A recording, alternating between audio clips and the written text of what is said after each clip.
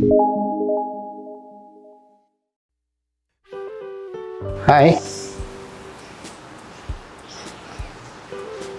I am Joy Gagadragal. Welcome to our channel. നമ്മുടെ കഴിഞ്ഞ ക്ലാസ്സിൽ നമ്മൾ ചർച്ച ചെയ്തത് ഡു, ഡസ്, ഡിഡ് എന്നീ വാക്കുകൾ ഉപയോഗിച്ച് ചോദ്യം ഉണ്ടാക്കുന്നതിനെയാണ്. എന്നാൽ ഇന്നീ ക്ലാസ്സിൽ നമ്മൾ ചർച്ച ചെയ്യുന്നത്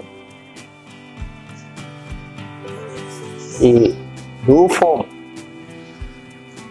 അതായത് ഡു, ഡസ്, ഡിഡ് എന്നീ വാക്കുകൾ എങ്ങനെ ഉത്തരം പറയുന്നതിന് ഉപയോഗിക്കാം, ചുരുങ്ങിയ വാക്കുകളിൽ ഉത്തരം പറയുന്നതിന് ഉപയോഗിക്കാം എന്നുള്ളതാണ്. Okay, we use do, does, did for short answers. Okay, for that let us examine sentence. Do you know him? Do you know him എന്ന് പറഞ്ഞാൽ മലയാളത്തിൽ നിങ്ങൾക്ക് ഇവനെ അറിയാമോ? അത് മലയാളത്തിലാണെങ്കിൽ നമ്മൾ അറിയാമെങ്കിൽ പറയുന്ന ഉത്തരം എന്താണ്? എനിക്കറിയാം. അല്ലെങ്കിൽ ഇല്ല, എനിക്കറിയില്ല. ഇങ്ങനെയാണ്. എന്നാൽ അത് ഇംഗ്ലീഷിൽ വരുമ്പോൾ എങ്ങനെയാണെന്ന് നമുക്ക് പരിശോധിക്കാം. ഇവിടെ ഒരു ചോദ്യത്തിന് നമുക്കറിയാം സബ്ജക്റ്റിന് മുമ്പ് ഒരു ഹെൽപ്പിംഗ് വെർബാണ്. ഓക്കെ, ഡു എന്നതാണ് സബ്ജക്റ്റ്, യു എന്നതാണ് സബ്ജക്റ്റ്, ഡു എന്നത് ഹെൽപ്പിംഗ് വെർബ്.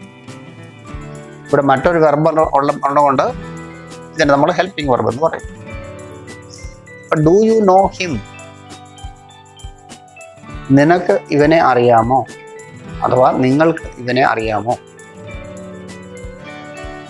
നമ്മൾ അറിയാം എന്ന് ഉത്തരം പറയുന്നതിന് യെസ് ഐ ഡു.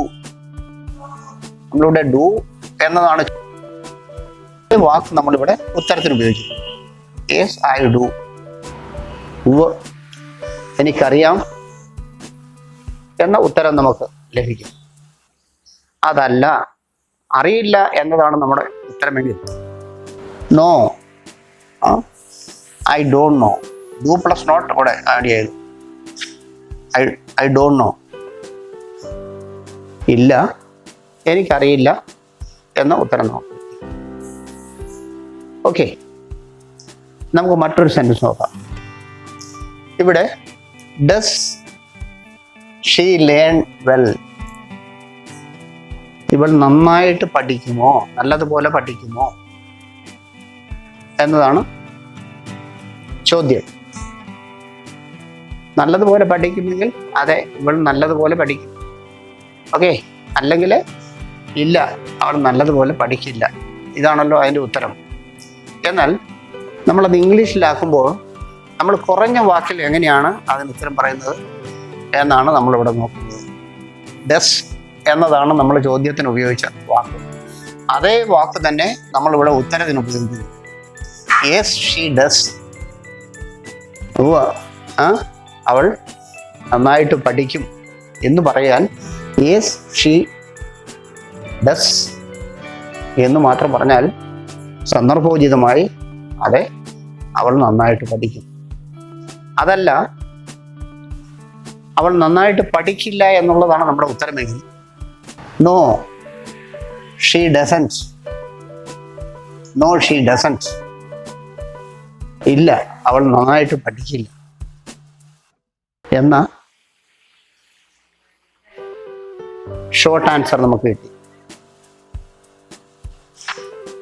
ശരി, നമുക്ക് മറ്റൊരു വാക്കൂടെ പരിശോധിക്കാം.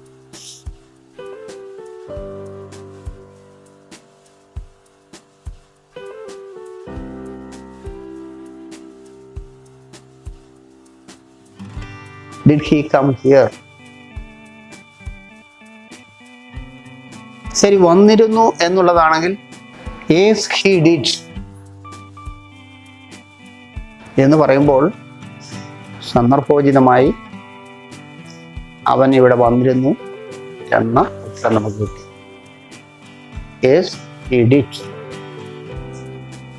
ഓക്കെ, എന്നാൽ വന്നിരുന്നില്ല എന്നുള്ളതാണ് നമ്മുടെ ഉത്തരമെങ്കിൽ നോ ഹി ഡിഡിൻറ്റ്, ഇല്ല അവൻ വന്നിരുന്നില്ല എന്ന ഉത്തരം നമുക്ക് കിട്ടി. ഈ 3 സെന്റൻസുകളെ നമ്മളൊന്ന് പരിശോധിച്ച് കഴിഞ്ഞാൽ ഡു, ഡസ്, ഡിഡ് എന്നീ വാക്കുകളാണ് നമ്മൾ ഷോർട്ട് ആൻസേഴ്സിന് ഉപയോഗിച്ചത്. അതായത് ഈ ഡു ഫോം ഷോർട്ട് ആൻസേഴ്സിന് ഉപയോഗിക്കും. ഡു ഫോമിൻ്റെ ഒരു ഉപയോഗമെന്ന് പറയുന്നത് ഷോർട്ട് ആൻസേഴ്സ് ആണ് എന്നുള്ളത് ഇവിടെ ക്ലിയറായി നിങ്ങൾക്ക് മനസ്സിലായിട്ടുണ്ടെന്ന് വിചാരിക്കും. ശരി, മറ്റൊരു സെൻറ്റൻസ് കൂടെ പരിശോധിക്കാം. Do you help me? Do you help me? നീ എന്നെ സഹായിക്കുമോ? Do you help me? നീ എന്നെ സഹായിക്കുമോ? ഇത് സഹായിക്കും എന്നാണെങ്കിൽ നമുക്ക് ഇതേ വെർബിനെ തന്നെ നമുക്ക് ഉപയോഗിക്കാം. Yes I do. ഞാൻ നിന്നെ സഹായിക്കും. Yes I do. അതല്ല, സഹായിക്കില്ല എന്നതാണ് ഉത്തരമെങ്കിൽ no I don't. Do plus not ചേർക്കുമ്പോൾ നമ്മൾ അതിനെ ഡു നോട്ട് എന്ന് പറയാം. അതല്ല അതിന് ഷോർട്ട് ഫോം എന്ന് പറഞ്ഞാൽ നോ ഐ ഡോണ്ട്, ഇല്ല ഞാൻ സഹായിക്കില്ല. ഓക്കെ, മറ്റൊരു സെൻസ് നോക്കാം. Does she cook well? അവൾ നന്നായിട്ട് പാചകം ചെയ്യുമോ?